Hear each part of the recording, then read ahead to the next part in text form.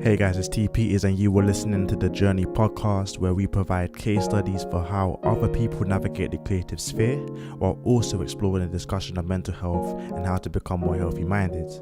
And in today's episode, we're going to be looking at a rapper called Dualeh Oke. He is a Dutch-born East London rapper who is supported by the label Dream Club. I first got introduced to him when I was making YouTube videos actually. I was doing little vlogs and reviews on different artists that I admired, and he kind of just appeared out of nowhere for me, and I thought, you know what, let me give him a listen. He dropped a song called Mood and I liked it a lot, and a couple of years later, I'm here now, and I thought, you know what, let's have a conversation. And we had a great conversation about his most recent project called Oke's Odyssey, which we'll get into in the interview, kind of how to transition between university and that post-education life, which was really interesting because he spoke about how, summer's coming and it's literally our last summer if you're actually in that type of transition in life. We also talk about how to deal with social media in a time where there's a lot of glamour and a lot of pressure to kind of be perfect. And yeah, man, it was just a great conversation about mental health, and I hope you enjoyed the first podcast, man. I'm excited to bring it to you. Yeah, to be fair, how I started doing music was I want to say around uni times. I was doing like poetry, and it's more like it was music. It had production to it. I had producers that helped me put together stuff, and then so in my final year, you have to do like instead of a dissertation, you do like a creative writing project. So I did English and creative writing. So you do a creative writing project, and then I finished that, and then after uni, I started dabbling with music, but nothing too serious. And I want to say maybe about a year after uni, that's when I started doing music. So that's quite late for because usually people do it around uni. Before then, maybe college times in their teens. I started like I want to say in my early 20s. Yeah. Okay. Can I just ask what your project was? My project? Yeah. It was a project called A Long Walk to the Corner Shop.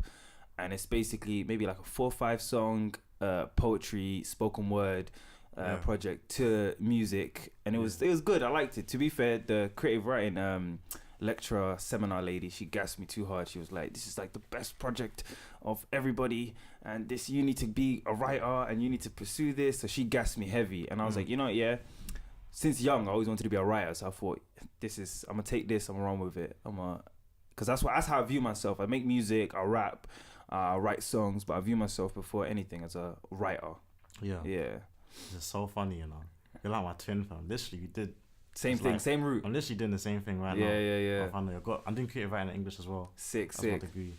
And it's just funny that like my final project as well is like literally making music and doing like 6 poems. Like a body of work. Yeah. Sick. And you have to do the reflective essay as well. Yeah. I did the same. Yeah.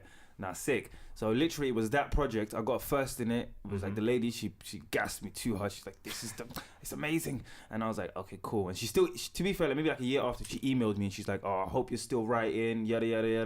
So I was like, cool, you know what, I got something here. Let me carry on.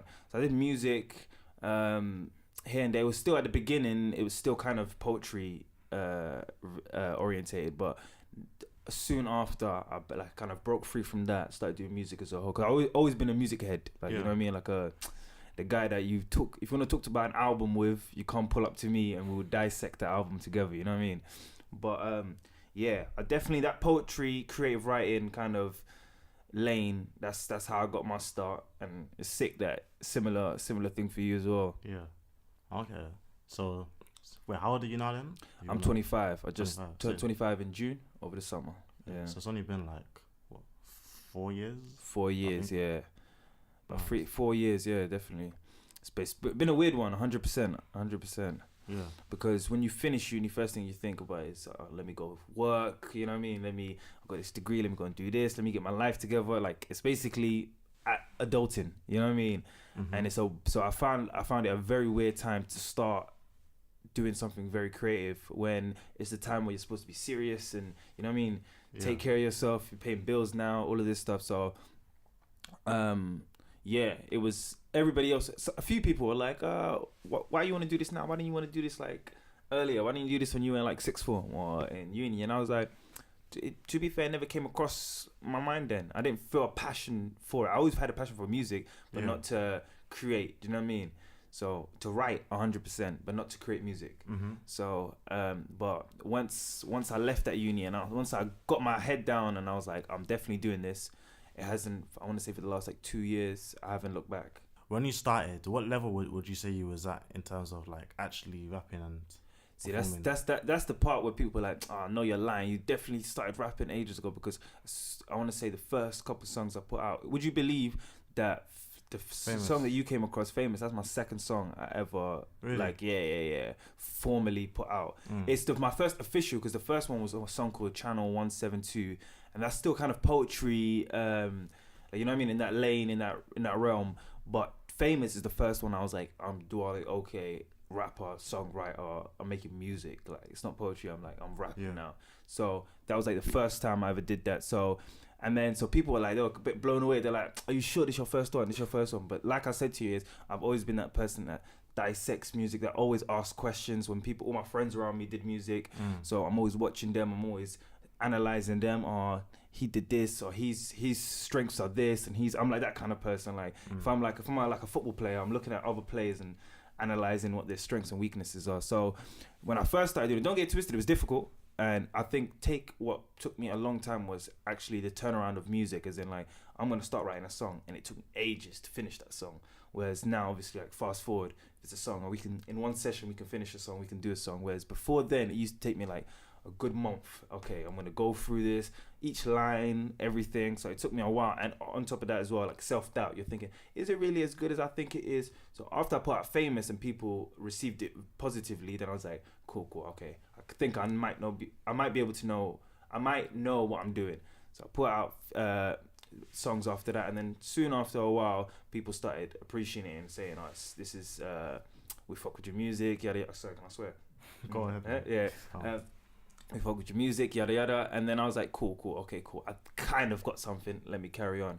But like you said, is funny enough for me, I skipped that kind of bit where, you know, a lot of people, all my friends that did music, they had that period where they were trash. You know what I mean? And that's okay. I think that's the most sickest part, is like when you're building and you're a bit rough on this edge, you're a bit. So whereas, because I got to see them, like their first performances, because I got to see their first song ever, because I got to see their first projects, and I saw like the mistakes and what they learned and how they progress, I feel like, not to say that it sped up that part for me, but it helped me ease me in a lot quicker than some other people, which was good. And I credit my friends and the people that are around me for that.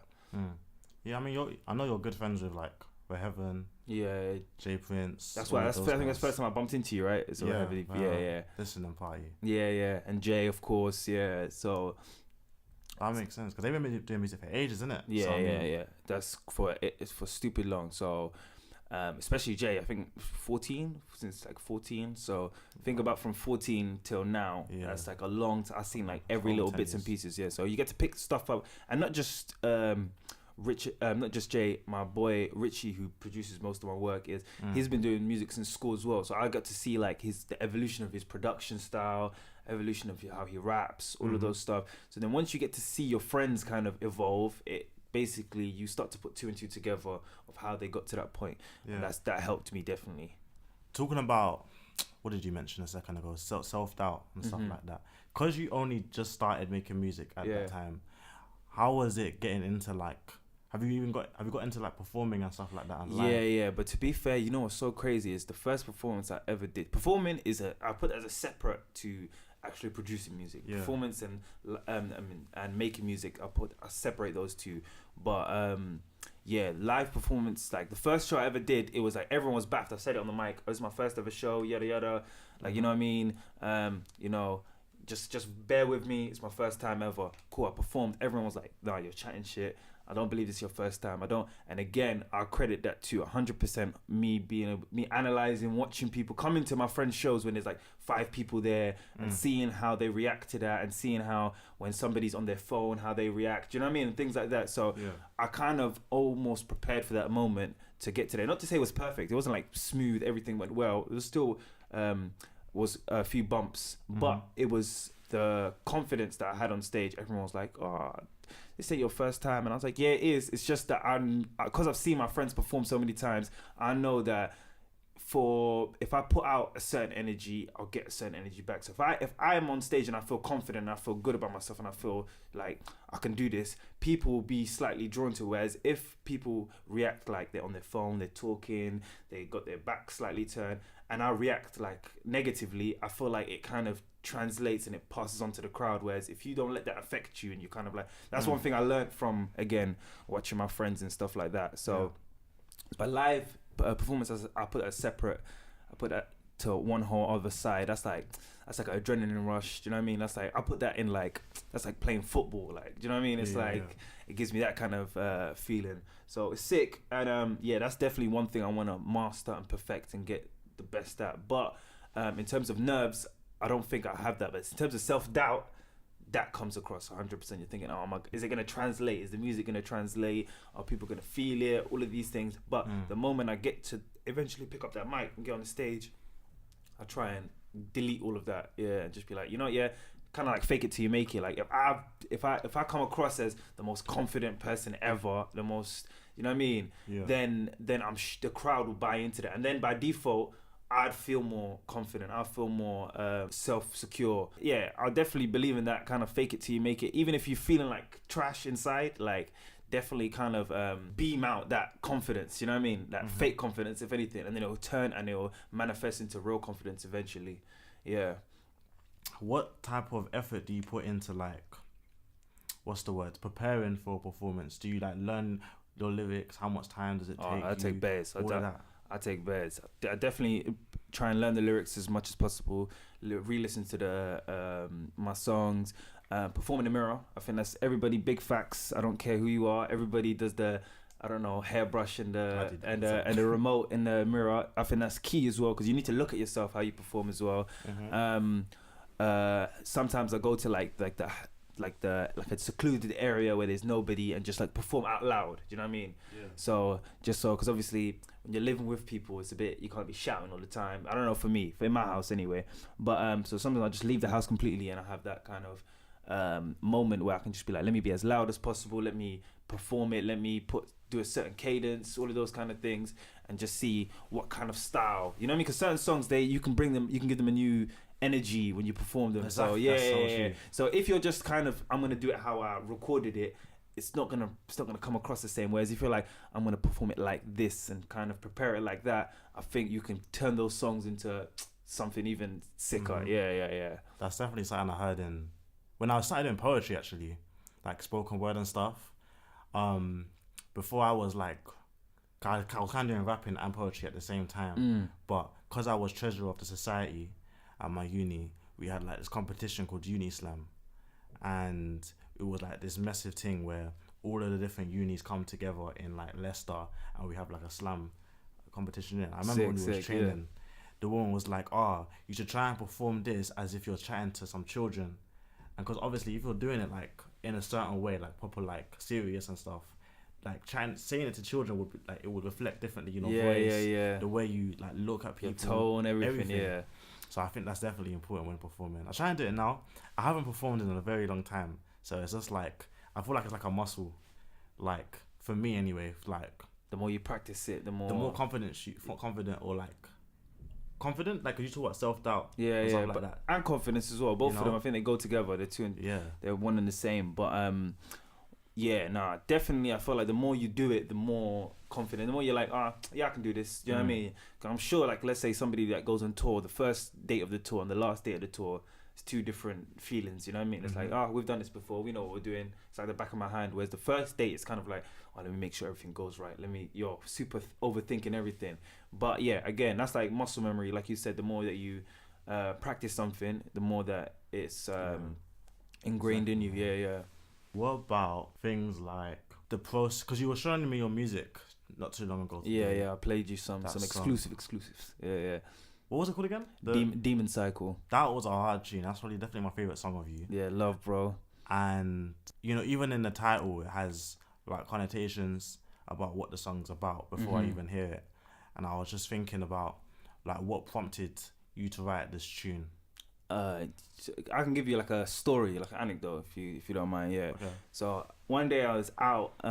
Basically, I went out with my friends, like Shoreditch one time, and it was one of those nights. Like I don't know if you had this before, but it's like one of those times where you say, "Oh yeah, I'm down. I'm coming out. Let me jump out," but deep down you don't really want to jump out. You don't really want to go out. Do you know what I mean? You just kind of getting drawn. It's like I might as well. I'm not doing anything. You know what I mean? So it was like a bunch of us, maybe like 7, 8 of us. We all went out, and then we all met in different groups. So anyway, the group that I was meeting with was to a guy and a girl. So anyway, I'm waiting for them in Shoreditch now, and then they're like, "Oh, we're coming up from Liverpool Street. We're gonna be about like 50 minutes." I go, "Cool." So Richie sent me a beat that same day, yeah. And then on the way there, I was listening to it on the train there, and I was like, I don't know if I'm really feeling it. So there was nothing coming out for me. I didn't have like no initial ideas. What is the beat you showed? Yeah, the beat is. So usually whenever I listen to a beat, I kind of get like the initial rush of creativity. Yeah. So I didn't really have that with this, yeah. And then anyway, so I got off. I waited for them at Shoreditch. I'm waiting for them now. So as they come in, I just put it in, and then I'm chilling, just vibing, and then it hit me. I'm like, it hit me before I started writing. It hit me that I don't really want to be here. Like I'm like, why am I here? Like, you know, I started asking myself those questions. I was like, should I go home? I was like. And then I was like, fuck it, let me just go and listen to this beat. I'm listening to the beat now, and first thing that comes to my head is, my demons come in cycles, so I shake them like a Michael. And I'm just chanting that over and over and over again, and I'm like, listen, all of this, every time, like, sometimes you get, like, you could be at home, everybody kind of expresses it in different ways, or escapes it in different ways, but I don't know, it depends, like, if your household isn't, like, the best household, if you're, like, if you being by yourself, if like solitude isn't for you or anything like that, some people like you just have like an urge just to get out, to escape, to do whatever, whether it's go out partying, whether it's go out meeting your friends, whether it's just not being alone, whatever it is, just getting out. So it's kind of like that demon escape. You're trying to escape your demons, and of course, demons is subjective to wherever it is. It's kind of like, you know, Solange when she has Cranes in the Sky, and it's it, and it's like I ran it away, chased it away, whatever it is subjective to whatever you're going through. So the same as demon cycle, whatever your demons are is subjective to you. Do you know what I mean? So, and how you escape them is subjective as well. It's up to you basically. So basically at that moment I was like, I wrote that little hook, and I was like, I can't wait to leave this whatever motive and get home and finish it. So I waited there, and literally I was like, just looking at the time, I was like, yeah, we're leaving. They're like, nah, chill, we just got here. I'm like, cool. So anyway, I ended up chilling for about an hour and 20 minutes. I couldn't wait. I dipped, and then I went home, finished the whole song top to bottom, boom. And then I linked up with Richie, and then we did a little second half switch up, because I wanted it to finish on like kind of like a more positive note, like, because this whole song is about escaping your demons, and it's kind of like once you hear the whole project, you understand the kind of the narrative that I'm going with. But you can't really, you can duck and dodge as much as you want, but until you face it head on, they're never gonna escape. They're always gonna come about, and then it's just basically like a game of like Tom and Jerry. You're just running away from them, and they're gonna try and catch you whenever. Yeah, I hear that. That's definitely a theme I hear in a lot of music. Like that's metaphor of the demon and stuff like that. You never know what it is. You know what? With that song, then, do you feel how does the project kind of come to a close? Without, you don't have to spoil it, but as in, what is the main story or outcome of the project? Is it a negative or positive? This was sick. It's because I can tell you, but you still won't. It's up to you. It's up to you whether you view it as a negative or positive. To me, it ends on a positive, but to someone else, they'll be like, "Damn, this is deep. Ends on a sad note." So it's completely up to you. But from my perspective, from my upbringing, from how I was raised, to me, it ends on a big positive. But to someone else, it might end as like, "Damn, that's a super negative." Do you know what I mean? So it depends. But I'll say it ends on like basically sonically, I can give you sonically, and I kind of give you a hint. Sonically, the whole project is very like upbeat, very a lot of escapism, a lot of let's enjoy, let's get away, let's get all of that. Do you know what I mean? And then it ends on a very somber note, like kind of like sober thoughts, like a calm. Yeah, and that calm again can be a negative, it can be a positive. It's like that calm down. Like we're on a high the whole project, and right at the end, it's that somber kind of sober thought. So depending on how if you're willing to approach your demons, if you will, it's a negative. If you're not willing to approach them, it's a negative. If you are willing to approach them, then it's a huge positive. If that makes sense. So depending on where you are in your life, it's a negative or positive. So if you're at that pace of you're ready to, then you're like, this is a positive. If you're at that point where it's not yet, then it might be a negative to you. And you need to start, and it's kind of like it poses the question of why is it a negative? Why is it a positive? So yeah, it'd be very interesting to see what people's interpretations are when it eventually comes out. Do you have a date? I just want to say February. I just want to say February. So it could be beginning of February, end of February. It depends. But so you're done then? Yeah. It's pretty much. Basically, we're just doing just cleaning up the mixes, mastering, all of that stuff. Little last bits and pieces. But pretty much the music is done. All the features have come in, all that stuff. So production's done. So now it's just doing, like I said to you, off recording I'm just doing like the creative rollout and all of that stuff, the direction and visuals and things like that. Sick. Okay. What's to come then? What's the first thing? Is there a single? It's gonna be a single. It's gonna be a single, and then that single is basically, dedicated to kind of. It's set in that kind of uni world, like just after uni, just when uni's coming to a close, basically. So I feel like it's a nice timestamp to get people into the project, and when the project comes out, then you can kind of follow that timestamp, which is basically it's set in the last summer of uni, or the last summer of sixth form if you didn't go to uni, or the last summer of secondary school if you didn't go to sixth form. That last summer of education, basically. And it's kind of like, you know how our whole life we finish 1 year of school, then we go to summer holidays, and then it comes back, and then depending on, and that September is like a time for change. Like, okay, I'm back now. Let me start again. We go again. You know what I mean? It's year 11. We go again. It's first year uni. We go again. Wherever. So in that final year of uni for me is that summer where you're like, I finished. Oh, I deserve a summer holiday, and you're like, let's enjoy.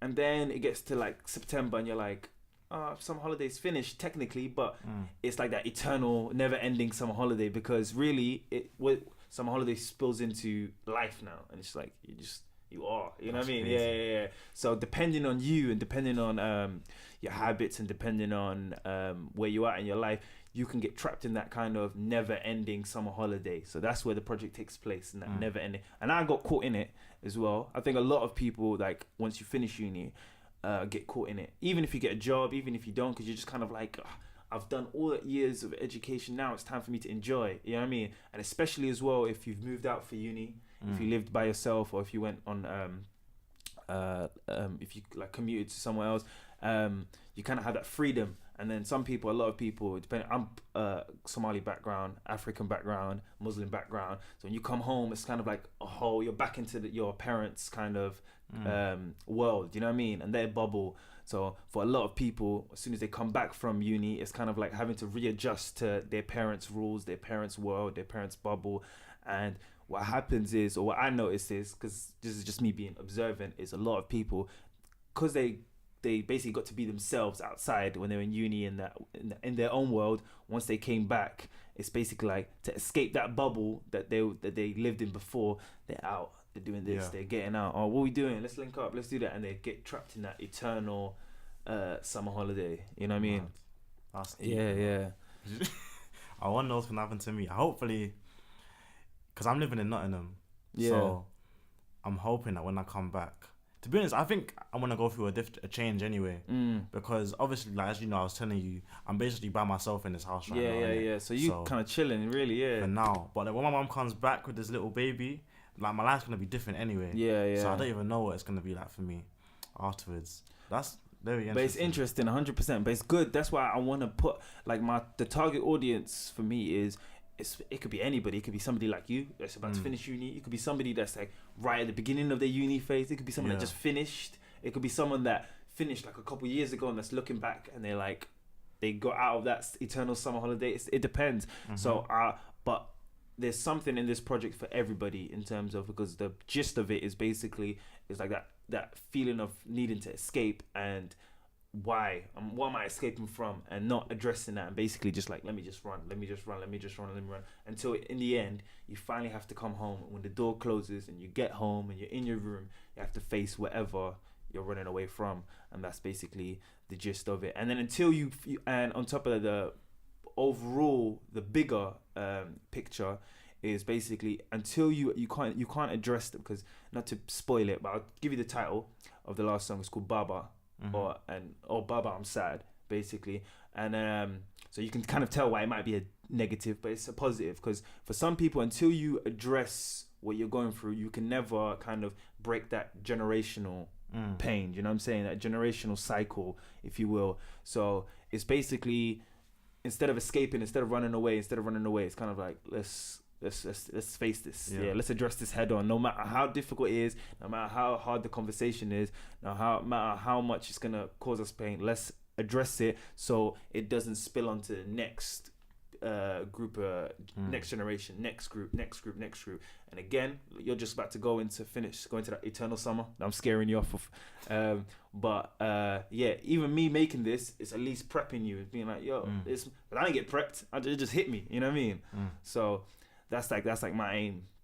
Okay, that's so interesting. Like this idea of communication and like the need that we should really have to like talk to each other about things and stuff like that, especially with like obviously this podcast about mental health and stuff, and it's like a lot of people find it difficult to talk about just how they're feeling about, not even like in themselves, because in my other episodes I was talking to Intellect about this, and we were talking about how it's difficult to convey how you're feeling within. But I'm thinking like from what you're saying as well, it's also kind of hard to communicate about people. Like if someone's doing things to you that's like making you feel like repressed, like if you go back to home and you've got like a parent there that's really strict and like she doesn't really know how to treat you now that you're out of uni, because you're a different person now. 100%. And you know, when you're in uni, you're all growing and that, you're like developing as a person, but they don't actually see that. They still see you as that baby. And so, you know, like I definitely had experiences where it's just like you need to be able to communicate with those people, especially if it's your parents. You know, exactly. What I mean, that's like a key. Those are key figures. You know what I mean? And a lot of people don't know how to speak to their parents. It's like it's two ways. Parents don't know how to speak to their children a lot of times, as in terms of communicating their emotions and their feelings and things like that. And you know, kids of those parents don't know how to communicate back to, because again, they weren't taught. You know what I mean? So it's kind of like, so in a weird way, not to say that I'm teaching, I had to teach my parents how to communicate with me. Do you know what I mean? Not in a way of they don't understand me, they don't know what they're talking about, they're doing this and they're doing that, because that's what a lot of people do. Oh, my parents are this, my parents are that. It's more like, yo, look, if you understand the psyche, like my parents from Africa, you know what I mean? Like if you understand where they came from, the journey that they took, and it took me asking those questions to my dad, for example, or my mom, and understanding their like psyche, for me to be able to be like, okay, cool, this is how I'm gonna address what I'm going through. This is how I'm gonna hit you at this angle. I'm gonna hit you at that angle. But if I just didn't understand them, I didn't ask those questions, it would basically be, this is how I'm feeling, and it will fall on deaf ears. Whereas once you kind of break that ice with them, and once you make them feel it's okay to be vulnerable, then you can be vulnerable around them. Do you know what I mean? So again, that's a double whammy, because not only do you have to understand how you can communicate your own feelings, but you also have to understand your parents, or I don't know, your family members, and understand what they're going through to help them communicate what they're going through to you. So it's kind of like, it's definitely tricky, because in my family now it's more spoken about, but like growing up, mental health, all that stuff that's kind of like, what are you doing? Like, you know what I mean? It's kind of like, hey, toughen up. You know what I mean? Hey, firm it. We came from here. Like, I had to do this when I was like 15. I had to do this when I was 14. So, but growing up is understanding, you did all of that. You went through all of that, but that wasn't healthy. Do you know what I'm saying? Yeah, you firmed it, but firming it isn't healthy. You know what I mean? So, and having those conversations with your family, which I think is important. Hey guys, I just want to bring your attention to a project I'm running this summer, which is the summer 2019. Basically, I have a song called Southside, and I just received some funding to make a whole sick kind of short film music video for it, and it's going to kind of encapsulate living in gentrified areas in South London, kind of tackling stereotypes and all the stigmas that come around it. And ultimately, I'm going to be looking for some help, some volunteers, some types of people who are looking for kind of that opportunity to kind of have a sick video, high project video on their portfolios, on their CVs. So I'm kind of calling out to creatives who want to get involved in the film industry and see what you're about. This also includes marketers as well. It's going to be basically two teams. It's going to be a filmmaking team and a marketing team. Obviously the filmmaking team will be working alongside my videographers, Mark and Fatos, and helping making the video come to life. I mean, we'll be looking for things like production assistants, or I don't know, runners, maybe film editors, stuff like that. So if you got any talents in the film industry that you want to get into, then let me know. Same with marketers. I want to be getting like a little marketing team together so that we can always, get that extra content out there to deliver to the world and just make this video as far out there as possible. But yeah, man, ultimately, I just want to bring as many people in as possible for my community and provide that access to a higher quality production to have on your CV and your portfolio. So yeah, man, you can email me at info@bytpeters.com and let me know of your interest, and I'll get back to you and we can talk from there. So I had a conversation with Tiny Man. Shout out to Tiny Man. Shout out to him. And we were just talking about things in this interview. And one of the things that was asked was, what is family to you? So I kind of wanted to ask you the same question since what you just said a second ago. So. Okay. See, that one is a weird one to me because some people might view like friends as family. Oh, that's my family. And to be fair, some of my friends are super close to me, and I do consider them like family, but they're not family. Do you know what I mean? And family to me, as simple as it is and as surface level as it is to me, is your mom, your dad, your brothers. Do you know what I mean? And more immediate family, and just not you have family members, but they're not family. Do you know what I'm saying? Is family is unconditional to me. Is if you can love somebody unconditionally, like, you've done this to me, this has happened, we've had this argument, we've had that conversation, but at the end of the day, outside of everything, unconditionally we love each other, then that's family to me. Yeah, is that we can do everything. Me and you can fight, fist fight, but we still cool. That's family to me. Do you know what I mean? And that kind of level of love, those are the people that you can be the most honest with. Do you know what I mean? Those are the people that you can be the most rude to. You can be the most nasty to, because do you know what I mean? But at the same time, it creates that kind of weird dynamic. Whereas the way that I speak to my family members, I wouldn't speak to anybody else, both good and bad. Do you know what I'm saying? The worst, or they see the worst of me, but they also see the most loving version of me as well. Do you know what I mean? So it's but that's because you can be all of you. You can be your most vulnerable. You can be your true self. Do you know what I'm saying? And actually, I was speaking to my little brother the other day. He's like, he must have been having an argument with my sister, and he's like, yeah, but I wouldn't talk like this to other people. And I was like, but so why would you talk like that to your sister? And he's like, because that's my sister. And I'm like, yeah, you're right. You know what I mean? You're right. Because really, at the end of the day, tomorrow they're gonna be cool again, and they're gonna be, do you know what I mean? Yeah. They're gonna be watching whatever they're watching together. But so I think that's what it is, that unconditional love. Because even in a relationship, or like different kinds of love, there's so many different kinds of loves, but that level of unconditional love can only be found, to me, in family. Do you know what I mean? And not every family member is family, because not every family member loves you unconditionally. But those that do love you unconditionally, within your family, within your friends, to me, I consider family. Okay.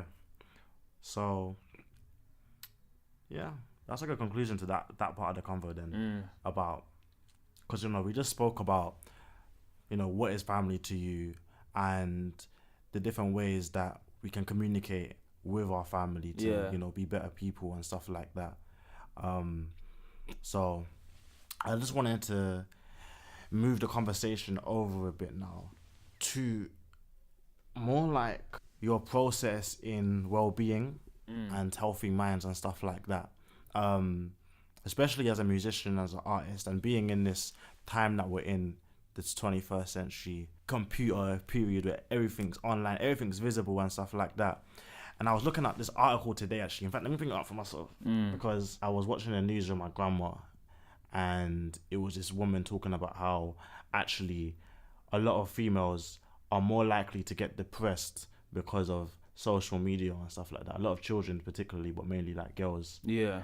And it was like saying how this study interviewed about 11,000 14-year-olds, and in the interview they discovered that 3/4 of them are suffering from depression or low self-esteem because of social media. So I just wanted to see your take on this place we're in it. Within social media, or just in general? How mainly social media. My well-being process. Okay, mainly social media. Okay. We'll start with social media. One, because I feel like it's a very, very tricky one, because you can get sucked in so easily into that world of comparing yourself to other people. This person's doing this, or what am I doing? Or this person's doing that. This person's got this popping. Do you know what I mean? Everything's happening over here. Even as in terms of just the numbers, when you look at the numbers, that has a psychological effect of, am I less valuable because my numbers are not as, do you know what I mean, as strong or as high as whatever. So I feel like you have to take a step back from social media and proper look at it for what it is. So my whole idea of it for not to affect me negatively is I have to view it like this. I have to pimp social media. Social media can't pimp me. Do you know what I'm saying? But as in, like, I have to use it to my benefit. It can't consume me. Do you know what I mean? So with that being said, I have to approach it with guidelines. I have to approach it from a perspective of, I can't let this consume me. Do you know what I mean? And simple things like, I don't even go on an explore page. Like, I can't go on an explore page. Yeah? That's a dangerous place. Having an explore page is the devil. I'm being honest with you. Anybody that's listening to this, the explore page is the devil, and I feel like you can get sucked into it. And it's basically like, especially I go on, even in terms of like how I look at women, like, as in it makes me think every woman is buff, and do you know what I mean? So you go in it and you're like, this is how women should look, and this is how. So I don't even stay on it, because when I go into real life, I'm thinking, oh, she don't have the best nose ever, the best ears, and the most symmetrical face. Therefore, she's not pretty. Do you know what I mean? So I just stay away from.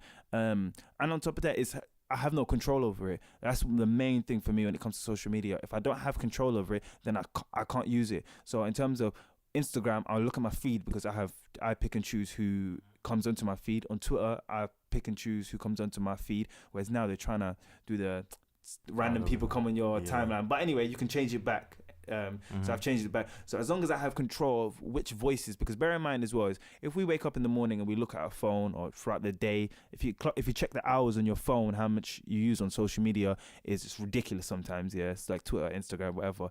But you're basically getting different people's views, different people's opinions, different people's lives just getting thrown at you, all in like a stream of you know what I mean, of thoughts basically coming at you. So I feel like if you don't filter that to be the most beneficial, in the most beneficial way, then it's gonna eat you alive basically. If I don't go to my timeline, my Twitter timeline, and every time I go off it I feel rubbish, then Twitter is not for me. So that means I need to reprogram my timeline. If I go on my feed and I feel worthless, that means I need to reprogram my timeline. Again, that's definitely not easy when you're doing music. Now, again, that's the regular folk. Before I started doing music, social media never affected me. Do you know what I mean? I felt like it never touched my self-esteem. But once I started doing music, however, that's a bit different, because then you'd be following other artists, then you'd be following other, do you know what I mean? And you follow other people that get trapped into that, or get consumed into that social media world and that clout world and that all of that thing.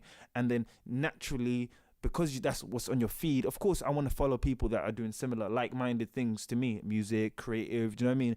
And then once you get into that cold creative music industry, creative world, that creative scene, it becomes a clout thing. It becomes a comparing yourself to this person. It becomes a numbers thing.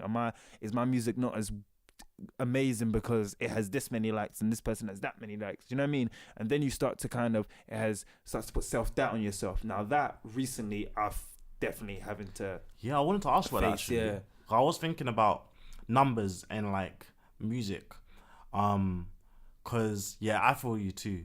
It's a thing where like, cause especially when you have like music that's like had like its moment, like popped for a good amount, and you have a sick number, then you compare yourself to like other artists, like people or your peers and stuff like that. Does that ever get to you? And how do you track your progress? And we don't have to apply this to music, to be honest, because it can be applied to this life. Yeah. You're always having to compare a certain figure with other people, whether it's like grades. Because you have to, I think, again, going back to how you approach social media, you have to set what success is to you early. And if you don't, or what success is to you, what beautiful is to you, all of these things, you need to set it ASAP, and you need to know where it is. Because if you don't, again, you're going to start getting consumed by other people's idea of success, other people's idea of beauty. So for me, it's not how many likes, it's who's liking.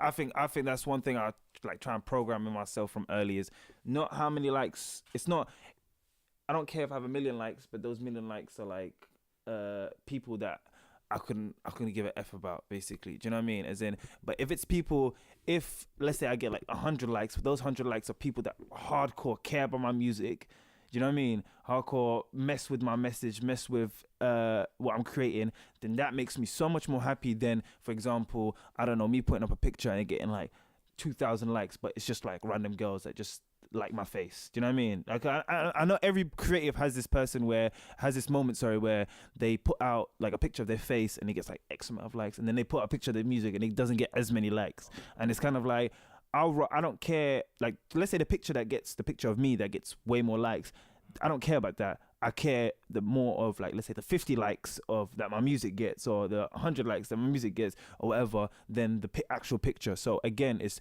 defining what success is to you.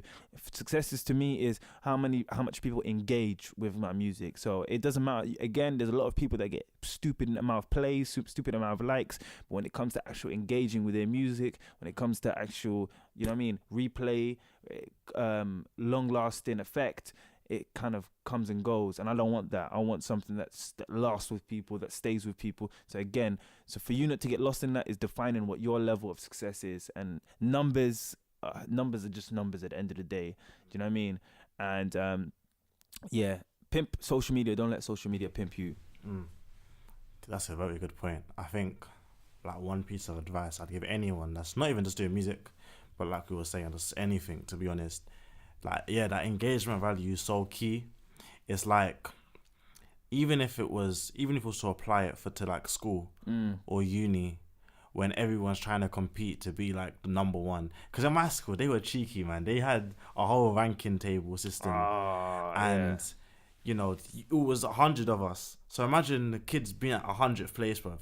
You feel like trash, yeah. Yeah. Fam, it was a mad thing, and it just adds this sense of like competition. Obviously, like, that is a thing that people do to encourage like development, but everything's got its positives. Beautiful thing. It's beautiful, but go on. That is a curse and a gift. You know what I mean? Yeah. Because then some people aren't as strong to like enjoy the competition, or if they can't, but they have like a certain ailment that stops them from getting there. It makes them feel other than like different. Yeah. You know, and I think that. So going from that, my point was more like, it's so important to look at, like I said, the engagement, like who's actually watching your journey in things, who's actually like cares about you enough to like look how far you're coming. And you also need to engage with yourself, like, and look at, if you just put out a good piece of work in your exams, or you worked really hard, you need to acknowledge that and like be happy about that. And you have to big up yourself, because if you don't, then it's, you know what I mean? That's where you have to start. I think a lot of that starts within yourself. Is before you start looking to that for validation from other people, you need to start validating yourself. You need to start telling yourself that you're the GOAT. You need to start telling yourself that you're amazing, that you're great, and all of those kind of self affirmations, I feel like, are so key, especially in your social media world. Because if you don't, you just go on your phone and you'd be like, as soon as you put down your phone, you're like, well, I'm dead, or I'm you know what I mean, I'm a loser, or I've got no value. But if you give yourself those self affirmations, and you keep, you know what I mean, reminding yourself of your worth and your value, that's key. I feel like a lot of like happiness, even though it's a broad thing, is a lot of it stems from what you put your value in. Do you know what I mean? And I feel like if an esteem is, if you look at yourself as you don't bring value to anything, you have low self-esteem, you have no value, you're worthless. Do you know what I mean? Whereas if you feel like every day that you're bringing value, you bring something to the table, and you remind yourself what you bring to your table, that starts with looking at yourself and thinking, okay, what are my strengths? What am I good at? What can I do? What am I bringing? Do you know what I mean? And reminding yourself of that constantly, because when you go on social media, you can forget in seconds. Do you know what I mean? As soon as you hit the explore page, which is the devil, by the way, you will forget why you're amazing, why you're, you know what I mean? All of these things. So again, a lot of that is reminding. I have to do that, especially while doing music. It's because if I don't, I'll get swallowed away in it. I have to remind myself why I'm this. So it's good. And I feel like one key thing is, I don't know about you, you seem like you have a nice support system, like a lot of people that support you and that push you. So I feel like that's important, especially if you're doing anything creative, where you need a support system. Because, like, again, before I started doing music, I felt like I was a very self-assured person, do you know what I mean, secure. But that self-doubt, when I was younger, like school days, I was a lot more anxious, a lot more self-doubt, a lot more insecure.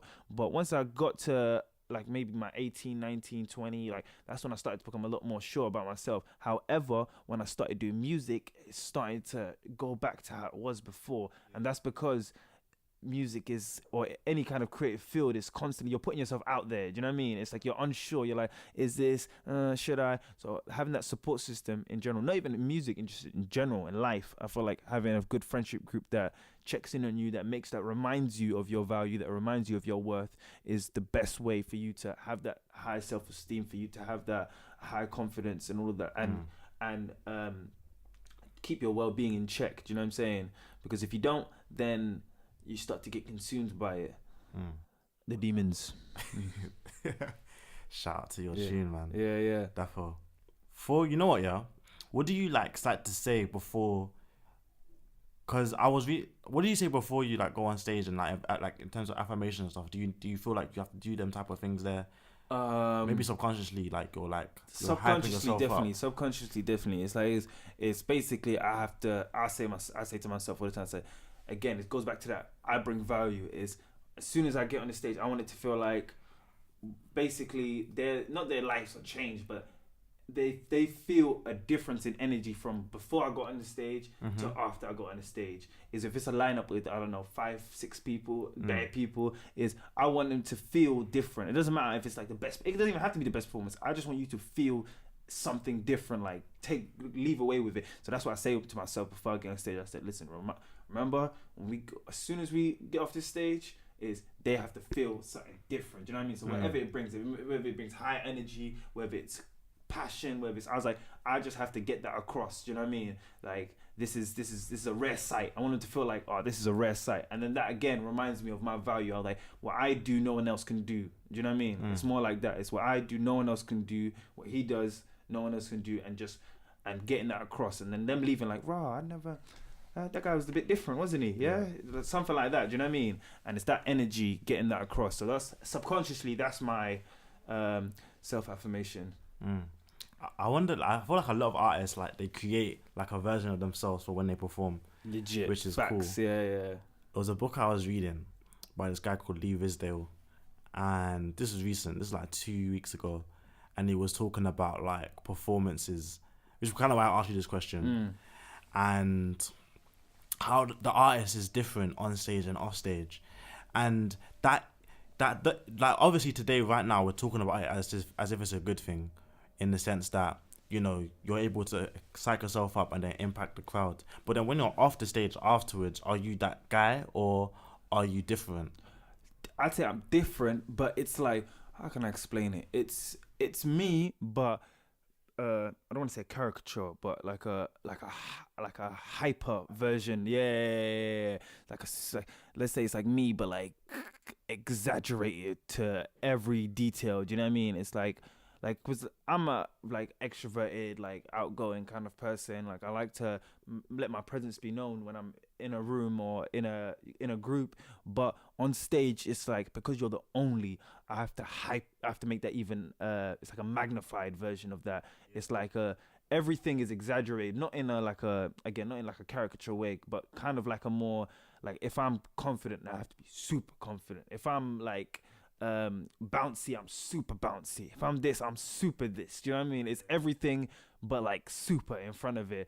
And again, in a normal setting, like in a thingy, I'm extroverted, but I'm okay to take the back seat and I'm a good listener. I like hearing things. But when you're on stage, it's not about anybody else. It's about you. It's about what you're saying. So it's like a very I want to say a more egotistical version of myself. Whereas when I'm off stage, I'm not very quite.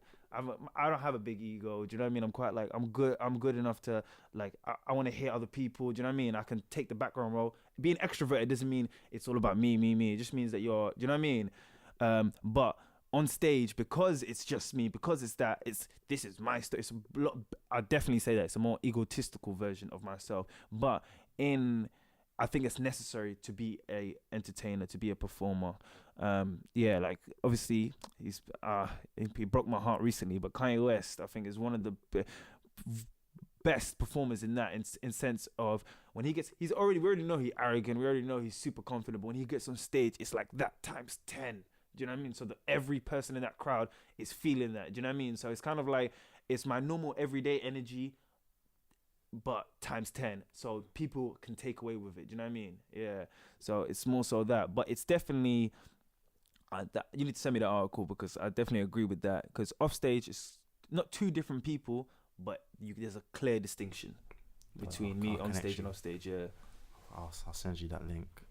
But has there been a time then where maybe you haven't felt good though in like reality, and then you got something to do on stage, and that's like reflected? Does that ever reflect on the platform? That it will reflect in certain. It will come out in certain songs. Like let's say, like there's one song, like the last song on my project. I performed that.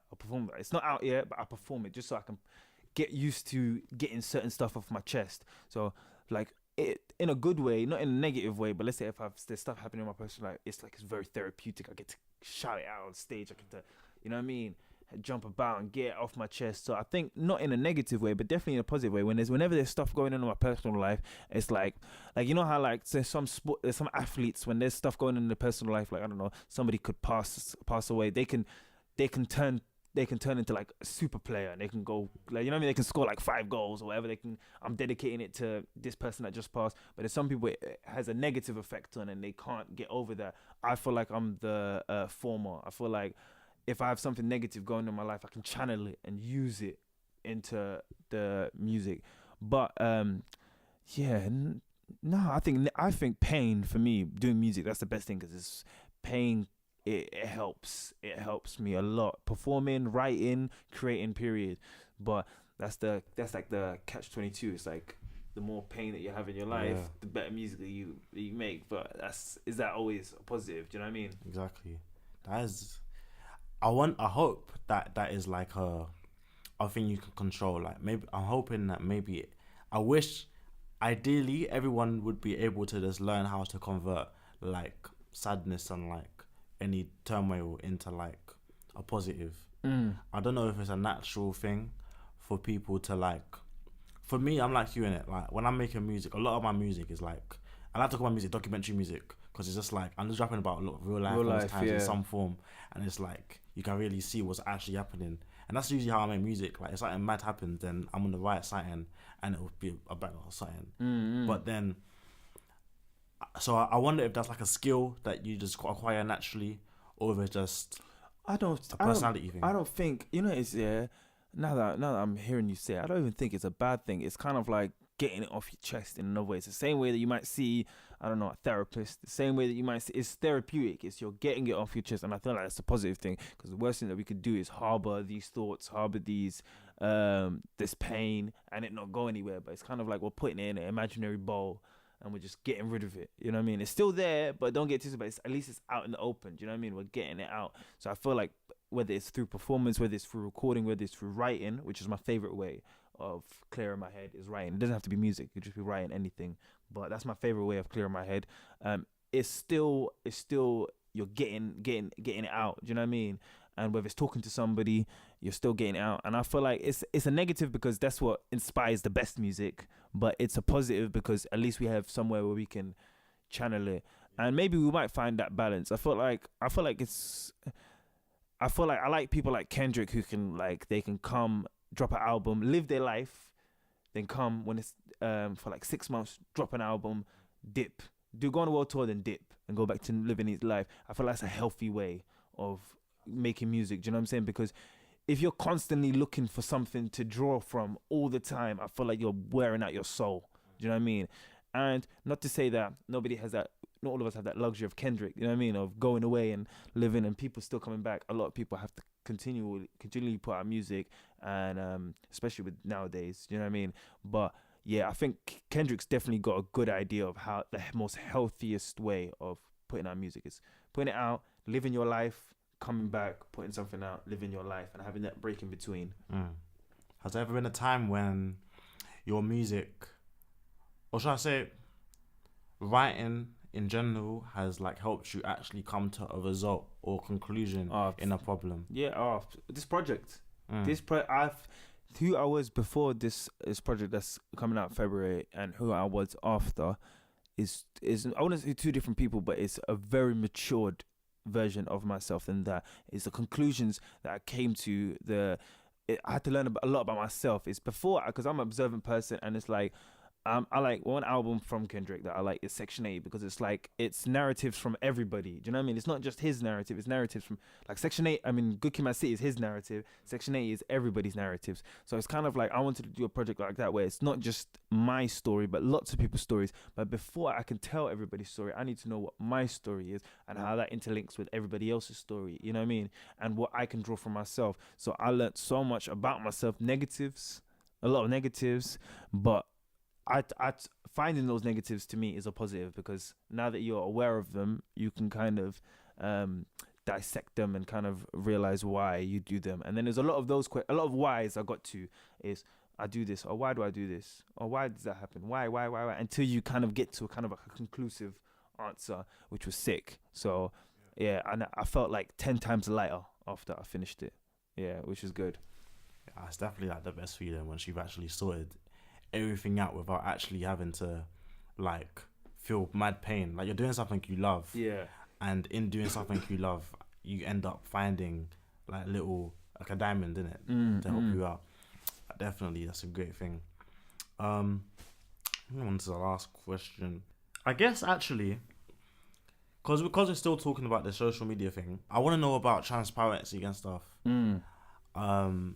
Because that's a good question, because I'm at that point right now where I'm thinking about stuff like that. But go on. Let me hear the question now, and I'm gonna be as honest as I can, because right now I haven't got an answer. Whatever you're gonna ask me, I don't have an answer because I'm thinking about it. But go on. I don't have an answer you or a question fully yet, but I guess like this is something I've been thinking about recently, innit? Like, when I made my Insta and I started making music and stuff like that, like, I always had this common theme in everything that I did, which was like this idea of like, I always like, sometimes I just think, fam, when we look at artists like Drake or Pusha, all of these like famous man, they all like, they don't actually show nothing. They don't, and so, you just see them on the stage doing bits, or you see their new song come out. You see the best of the you best. see the best. Yeah. And I thought no one is ever actually like just showing what's happening, like the whole journey and the process and stuff like that. And I had a discussion with my good friend, this guy Bradley, and we were talking about it as well. And we were talking about a certain artist, and how he puts out bare music, like a lot of music, almost as if he just does it just to show his full, like, everything that he does, the goods and the bads. Yeah. And I'm thinking, is there, and we were just talking about how like this guy could low-key be one of the greatest rappers, but it's just a thing. I'll tell you what I'm talking about later. But it's like, because he's put all of that stuff out there and everyone's heard it and they've seen the bad and the good, it's like it lowers his value to people, because now it's just a thing where but he's got this tune, it's not all that. But we don't know Drake's worst tune. Yeah, he won't come out. You'll never see that. All of them unmixed, unmastered, no, you know what I mean? Like, no effects. You're not gonna see that. And it's like, is there a way? Like, I want to be someone who was able to show all of that and still like, and to show that people can see what it's like, and then they can feel inspired, so they don't feel like it's an impossible feat to do things. 100%. So I just want to know where you're at, because you're a different artist. And just a question before I answer that, what would you view my transparency level as? What's my transparency level to you? I feel quite transparent actually, because like when I'm talking to you, I was having like flashbacks of like tweets and stuff, like of you just talking about just throwing out your opinion on things. Like, I remember when you talk about Kanye, I remember you was like saying, I'm so upset with Kanye, that, and like things like that. Obviously you don't post as much as other people, but like in a sense, like your second song ever is your first release. So in that sense already, like, not many people would do that. So I guess in that sense you're quite transparent, to be honest. Do you think you are? I don't think I'm transparent enough sometimes, to be fair. And that's why I said to you again, this is why it's a good question to ask and a good question to finish on, even because I'm at that kind of point right now where I'm reconsidering it, is because look, I don't know, everybody that knows me in real life, and I'm from this conversation and from the times that you've actually, this is probably the first time we've had a proper conversation. We've met before, but People that meet me anyway, I'm in real life, I'm super transparent. I'm very open. I'm very, do you know what I mean? I say what's on my mind. I'm like this, but I don't know. As in, when I've been doing music, because of how other people present their music and how they present things and stuff like that, is and aesthetically how your Instagram page looks and all of these things and what you post is, I want I'm always of the mindset I want to put my best foot forward when it comes to the music. Do you know what I mean? I want to present everybody in the strongest way possible, but at the same time, is that worth it when it kind of doesn't match with who you are, as, do you know what I mean, as a person? Because when you see me, as much as I want to be very smooth and cool and calculate, I can't. You know what I mean? I'm very like, I just say it how it is. Things just come out. And I don't know, maybe that's why I'm doing things like this with you. Maybe you might be able to create that transparency. But yeah, and that's why I try to do the freestyle stuff, just so it's a bit more like rough. Do you know what I mean? It's kind of a bit like rough around the edges. It's kind of like in my friend's car, or in my friend's house. So I don't care what I'm wearing. I'm just going to rap and you're going to feel it regardless. That is what prompted me to ask you this, actually. Yeah. And that's why I was like, I need to be more transparent. I was like, well, if you want to, it's sick because now, I don't know, let's say I've released like 10 freestyles. You can go back to the first one and you can be like, oh, right, he's been doing this for all this time. And you can kind of see a journey. So I wanted to kind of create that feeling of a journey, so that people can kind of feel like I've seen his come up. Do you know what I mean? I don't want it to be like, oh, he just blew out of nowhere. I think that's the worst. I want people to feel like they're connected and have a come up. But again, the reason I asked you why is how much do you feel like I'm transparent is because I feel like sometimes because I'm presenting myself as this let me just give you the music, let me just give you the goods, is the real me kind of gets lost, and I feel like I'm scared sometimes to show that real me, because not that it will put people off the music, but I don't want it to, like, I don't know, man. Like when you go on people's pages, you have that kind of clean, you have that everything's presented in a certain way. Everything is, even to the way I dress. I'd never dress I just dress how I feel. Like if it feels comfy, I'm put on. Do you know what I mean? I'm very like, I don't put too much thought into things, in anything in life.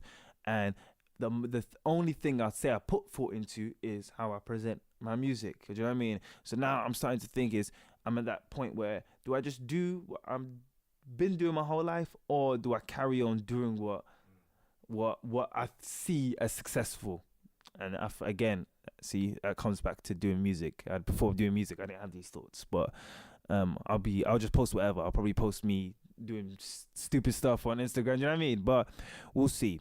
I feel like as time goes on, I'm gonna definitely be a lot more transparent and definitely show my regular normal side, because I feel like that whole aesthetically everything has to be, it's not me. I'm the opposite of that. You know what I mean? As in, I'm the kind of guy in school, you didn't bring a pencil case. You know what I mean? Everything wasn't organized and in order. It's I just be, and I just live, and I live free. You know what I mean? And I feel like once I get to that comfortable place musically, that's the next step for me, is just being able to show myself and in my truest form. Yeah. I think there's definitely like an art to it though. Like, you don't have to like throw everything out. Like, cause no, you know, of course, when you go to like your school friends, like old school friends pages, like for like no reason, and you see them just posting like just drunk in the club or whatever. Right, just random like, stuff. Yeah. It's just cool, innit? You don't have to post that as an artist. Yeah, obviously. of course. But like, just like the way you articulate, like even in a caption, like, cause I proper think about this now. Like when I write my captions now, like I just try. The way I see it is like you do the aesthetic, but you have to change like the narrative of the aesthetic, in the sense that if I was like doing this like the generic way that we were just talking about, like a musician trying to look cool all the time and stuff in it, like you'll be thinking, let me say something, like let me just quote one like a lyric that's mad deep and like that's like not relevant to my real life, innit? Yeah. Like that looks cool, but then I'm trying to figure out a way where I can just be like, instead of quoting some next lyric, like just talk about my real life, and then just bring in like a good message that sounds cool, because it's real, innit? Like, I don't know, that's something I think people can think about going forward, definitely. 100%. Captions is definitely a it's like getting your message. It's the picture can be whatever. Do you know what I mean? And people can interpret the picture however they want to interpret it. Do you know what I mean? And look at it however they and perceive it however they want to perceive it. But the caption kind of gives you a frame. You know what I mean? It could be like, yeah, but this is what I want to kind of get across. But it's all of that is super tricky. And more so, what I mean by transparency, just to be super clear, is getting my personality across. Do you know what I mean? Is getting my personality across as much as possible, because I feel like that's like to me, that's like my superpower. Do you know what I mean? That's like how my being is what makes me me. Do you know what I mean? How I come across, how I speak, and I feel like that gets lost in translation in social media, Instagram, Twitter. And I never want to be that person as I'm trying to get people to understand me. Do you know what I mean? People should just understand you. You know what I mean? Yeah, you shouldn't be forced to understand someone. So again, I'm in that. You answered that question. I still don't know, but I'm in the middle right now. Yeah, I'm in that middle right now, and yeah, maybe people shouldn't know me. Maybe shouldn't know me, all of me. You know what I mean? Maybe that's the right answer, or maybe people should. I don't know. I look at someone like Cardi B, who's like super interesting to me. Who is like, she just lives everything. Everything is on social media, and I'm thinking, one, that's not healthy. And two, I'm thinking, but at the same time, it's like admirable. You know what I mean? Yeah. People like her, but then you cringe. You know what I mean? Yeah. It's so interesting. I want to find out the answer. Maybe we'll have another convo where we get to that conclusion. Yeah. But who knows, man? Anyway, this is definitely a good episode. No, thank you for having me, man. It's definitely good in-depth conversation, man. Definitely. Thank you for coming. Like, this has been long overdue. What, 2 months? No. Something like that. 100%. From the first time you did a video for Mood on your YouTube, I was like, I definitely want to have a conversation with this guy, because you take your time to dig deep into music. Do you know what I mean? And I appreciate you for that. And I 100% wish you all the best with your music stuff, man. Cool, you know what I mean? And I'm following the journey, boy on the journey. You feel me? So, yeah, man. And if you ever want to have a conversation like this, feel free, man. Definitely. That was sick, fam. That was the first Your Journey podcast episode. I'm really happy to have it done. There's others. I'm going to be delivering them to you hopefully weekly, maybe bi-weekly, we'll see. But no, I'm going to try for next week, actually. So next week, you're not going to get the next podcast episode. So if you like this one, please leave some feedback on whatever platform we're listening to it on. If it's on Spotify and you can follow me, then follow me. If it's on Apple Music or iTunes, then please leave a review and also subscribe to the podcast. You know what I mean? Just show your support, and also, just engage with the conversation. Let me know what you thought. If you have any input, that'd be great. So yeah, man, I'll see you next week.